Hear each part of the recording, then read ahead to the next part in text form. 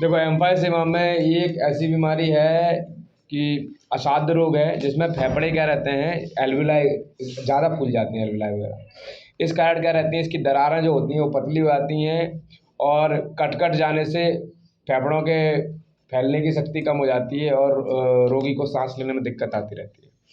इसमें क्या रहता है, जैसे मान लो कि कारण क्या है, कारण ये है कि बार बार सूखी खांसी आने से उसके बहुत समय तक रहने से उसको प्रॉब्लम आने लगती है। यानी खांसी बहुत टाइम तक रहे, बार बार खांसी किसी को हो जाए तो समस्या हो जाएगी, उसकी एल्वेलाइज खराब हो जाएंगी। और लंबे टाइम से अगर क्रोनिक ब्रोंकाइटिस या ब्रोंकियल अस्थमा है उसको, ठीक है ना, तो इसके कारण भी ये होता है। हृदय तथा श्वास केंद्रों के कार्यों के भली भांति पूरा ना होना, यानी अगर दिल सही से काम नहीं कर रहा और सांस लेने में भी समस्या हो सकती है।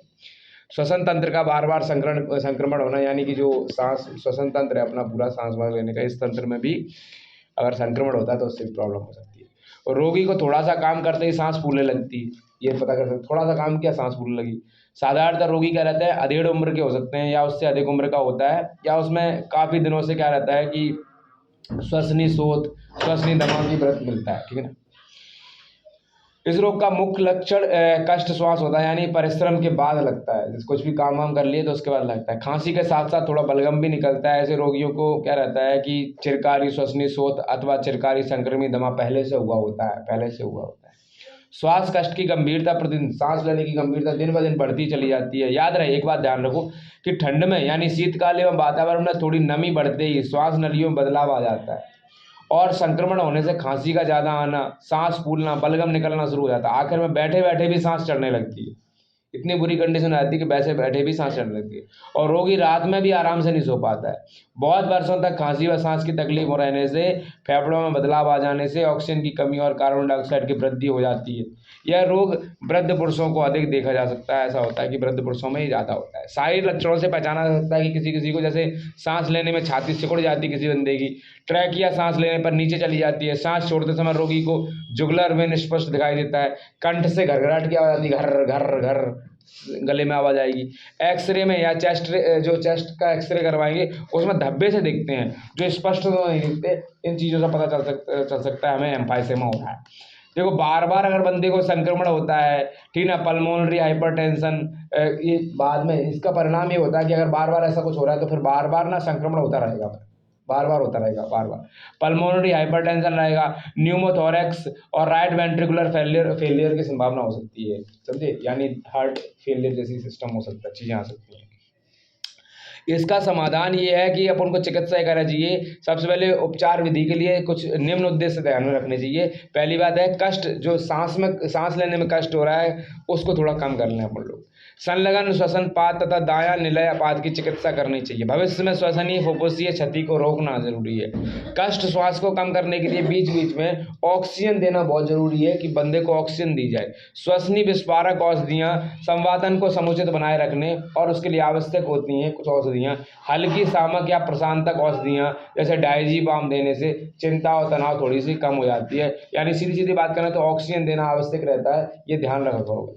रोगी को क्या किया करो, खुली हवा में लेकर जाओ, ऐसी जगह पे औद्योगिक जहाँ पर भाई साहब इंडस्ट्री वगैरह ना हो, ऐसे वातावरण में उसे लेकर जाओ। पौष्टिक खाना खिलाओ उसे, पीने में उसे गर्म पानी दो। देखो सांस वाली बीमारियों में पीने में गर्म पानी दो उसे, गर्म पानी की भाप जरूर दो। रोगी को मोटा नहीं होने दो रोगी को। अगर रोगी के मोटापे को कम करने के लिए कई हल्के व्यायाम कराने का परामर्श दो, ठीक ना, ताकि वो मोटा ना हो जाए।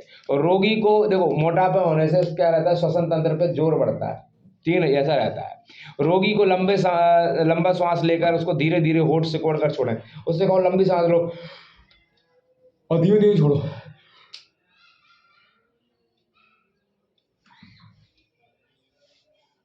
धीमे धीमे होठों को छोड़, बार बार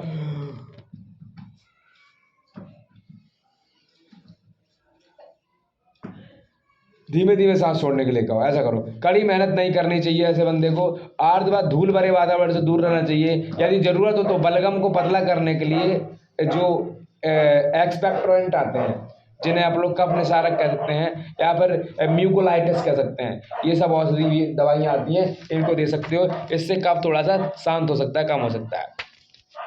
तीव्र श्वसन पात को दूर करने के लिए श्वसनीय विस्फारक दवाइयाँ आती हैं, औषधियाँ, ऑक्सीजन तथा नेगेटिव हाइट की आवश्यकता होती है। हृदयपात का उपचार मूत्रल दवाएं जो डिजिटेलिस करके है तथा नमक देकर कम किया सकता है। संक्रमण को रोकने के लिए उचित एंटीबायोटिक का व्यवहार करना चाहिए। तीव्र कष्ट श्वास होने पर कॉर्टिजोन का उपयोग करना बहुत ज़्यादा जरूरी होता है, इतना ध्यान रखें। इस रोग में क्या रहता है, इस बात पे विचार करना चाहिए कि सबसे पहली बात मैंने बताई क्या कि हमें सांस लेने में अगर मुश्किल हो रही है तो उस पर पूरा का पूरा जोर देना चाहिए। सारा खेल ऑक्सीजन का है कि उसे ऑक्सीजन सही तरीके से प्रोवाइड की जाए, ठीक ना। लक्षणों के अनुसार चिकित्सा करना बहुत जरूरी होता है। अगर सांस तेज तेज चल रही है बंदे की तो उसे जो डॉक्टर क्या करते हैं डॉक्टर उसे इंजेक्शन देते हैं एमिनोफाइलिन IV का, ठीक ना। वो धीरे धीरे दिन में एक बार देते हैं, ऐसा रहता है। और सांस नली में अधिक कफ फंस गया है, सांस नली में कफ फंस गया तो उसे दवाई दी जाती है सिरप कोडिन फॉस्फेट, उसकी 1-1 चम्मच दी जाती है। और अगर बहुत टाइम से ब्रोंकोस्पाज्म में तो बायोसोलिन या बेटनीसॉल की 1-1 गोली दी जाती है दिन में एक बार। और अगर सांस मतलब उसका श्वसन फेल ही होने की स्थिति में आ गया कि भाई साहब जो फेल ही हो रहा है सिस्टम, तो निकेथेमाइड दी जाती है 5-10 मिलीलीटर IV प्रति और हर 3 घंटे बाद दी जाती है। और लेफ्ट हार्ट अगर फेलियर के होने लगा कि भाई साहब हार्ट का लेफ्ट वाला हिस्सा अगर फेल होने में स्थिति में आ गया तो उसे टैबलेट फ्रेसेमाइड दी जाती है Lasix की, ठीक ना। जो डाइटाइड करके होती है सुबह शाम दी जाती है। साथ में डिजिटेलिस भी देना शुरू कर देते हैं डॉक्टर लोग, ये सब होता है। इलाज अपना स्वयं से नहीं करना चाहिए, डॉक्टर्स के परामर्श लेना चाहिए। डॉक्टर्स ही इस चीज़ को करेंगे, ठीक है ना। स्वयं से इलाज करके स्थिति और बिगाड़नी नहीं चाहिए। तो अपन को नॉर्मल क्या करें तो व्यायाम क्या कर सकता है रोगी को क्या करना है, श्वास मार्ग का व्यायाम करना चाहिए। रोगी को क्या करना चाहिए, लंबी सांस लेनी चाहिए, लंबी सांस लो और उसको धीरे धीरे होंठ से कोड़ के धीमे धीमे हल्का धीमे धीमे निकालो जा, और इससे हवा फेफड़ों में अच्छी तरह मिल जाएगी, ऐसा है।